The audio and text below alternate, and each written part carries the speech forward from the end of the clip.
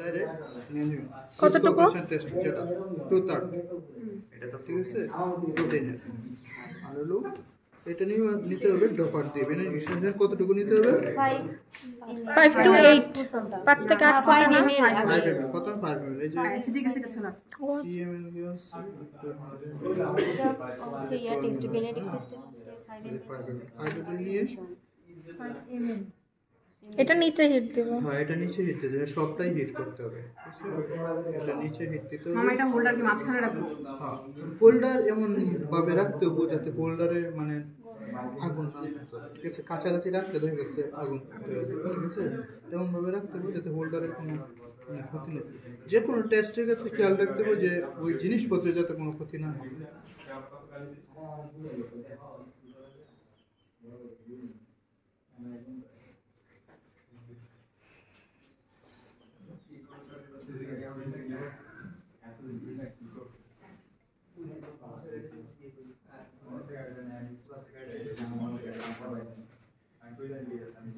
ওটা হলো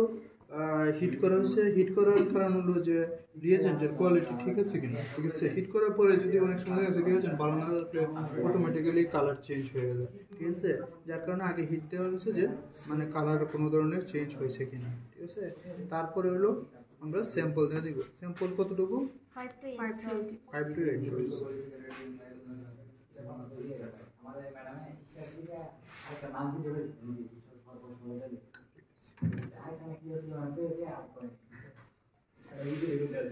আবার বয়েলিং পর্যন্ত হিট দিতে হবে তারপর কালার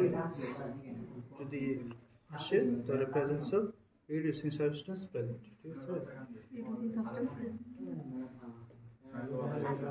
চার নাম্বার আছে না ব্রেক করা আচ্ছা বেনিফিটটা কি দিয়ে নিলাম